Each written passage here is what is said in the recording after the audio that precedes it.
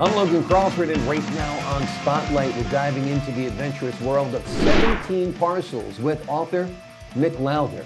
This novel introduces us to an unconventional treasure hunt where three siblings are thrust into a quest across the United States to uncover their late father's mysterious inheritance through 17 hidden parcels.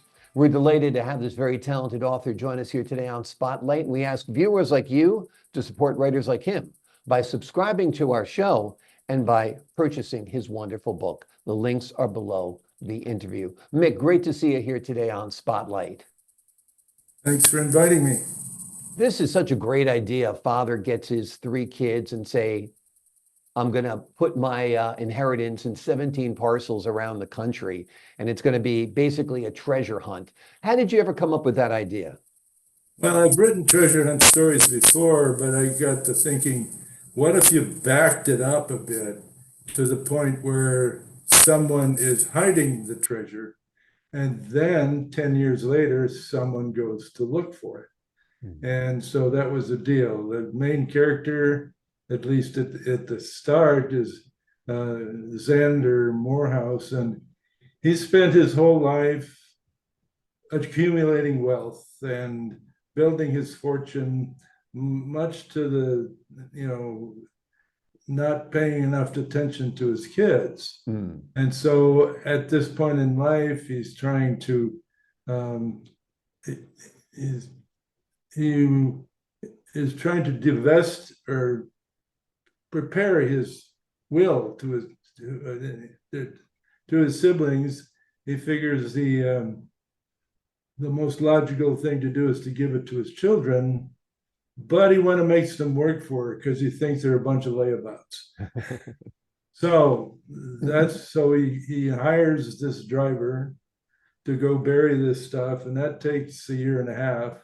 And then 10 years go by, and then at his death, the children gather in the lawyer's office to read the will, and they learn that they got to go on this hunt. They're not just going to get $1/3 $1 billion and go home.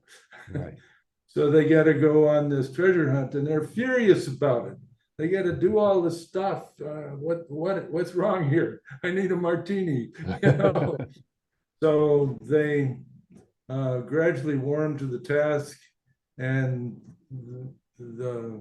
they work together. And that was his whole mission, is to get his children to work together to accomplish something. And so they follow the directions given to them by the attorney, and they uncover all these parcels eventually. And then in a great ceremony, they go to the lawyer's office and open them. And then they pick up clues, and he sort of tells his story in the course of parcel one, parcel two. Each one gives them a little bit more of the story until the very end, when they learn that he's divested himself of all of his properties and put the cash in a offshore account in Singapore. And but he does provide directions on how to get it. But he doesn't bequeath to them the whole fortune. He sets up a trust with a trust that will continue to live on and work, and they get an annual $1 million benefit from it. So that's the text of the book.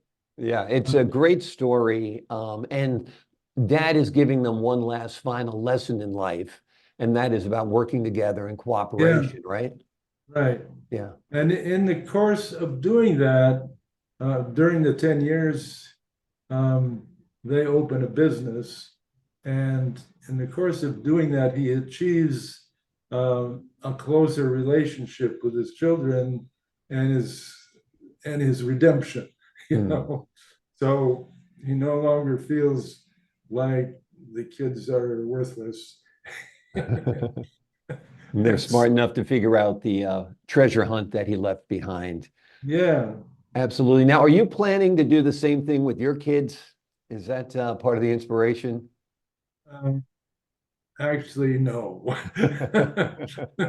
The kids are probably like whew, worried about it. That's funny. Have you ever participated in a treasure hunt on any scale? No, I have not. That's funny, but you're still fascinated by treasure hunts in many ways, right? Yeah, yeah. And you read about them, people Yeah. bury stuff in the mountains, and 10 years later, somebody comes across it. But this is my way of doing that um, by writing the story. Have you envisioned the story as a TV series or a movie, perhaps? I think it'd be a great movie. Well, I've been approached by a production company Mhm. to turn it into a movie. And there is a screenplay, but these things take a long time. Yeah, absolutely. The work is out there now. It could wind up in a director's hands, a producer's hands, and you never know. That would be great. How did you come up with the character Austin Somerfeld? I wanted someone who was really um, a good driver and who was sort of a standoffish person who didn't have a ton of friends, but he was really excellent. He's a package delivery driver, Mhm. and he's also very fascinated with the road. Right. He likes being on the road. It's a sort of a Jack Kerouac thing, Yeah. and he gets all sorts of he gets his inspirations from driving and being out in these desolate places. His idea is that if you got a problem to solve, just sort of let it rattle around in your head while you're driving, and solutions begin to appear. And I do it. I do that. Yeah. I think we all do that. You don't want to like actively think about the issues that you're going through, but if you take a drive, mull it over, have it in the back of your mind, it's kind of like passive thinking. You'll come up with a solution or a conclusion, right?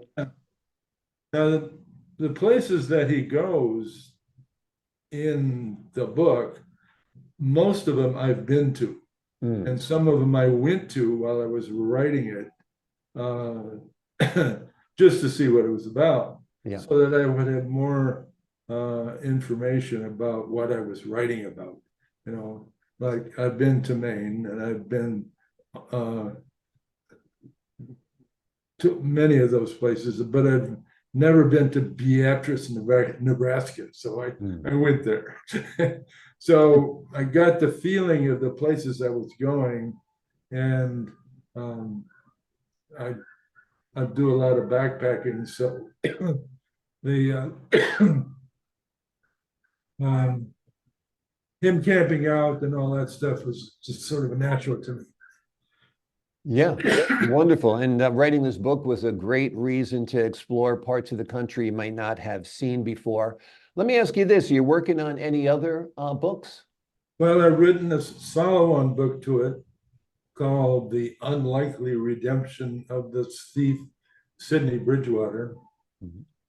And that was easy to write because she is such a colorful character and has such richness of material that goes with her. And that's book one and two of the Morehouse trilogy. And book three is currently on my computer being written. Wonderful. Well, we're glad you're writing more because the first book was wonderful. It's called 17 Parcels. It's written by Mic Lowther. It is a wonderful novel. It introduces us to an unconventional treasure hunt where three siblings are thrown into a journey across the U.S. looking to uncover their late father's mysterious inheritance that's hidden in 17 parcels. Great book, great premise, great execution. This would be a great film or movie as well. It's available on Amazon, wherever you buy books. The links are below this interview. Be sure to pick up a copy. Mick, thank you so much for joining us here today on Spotlight. Thank you. My pleasure. And to the folks at home, I'm Logan Crawford, thanking you for your time this time. Until next time on Spotlight.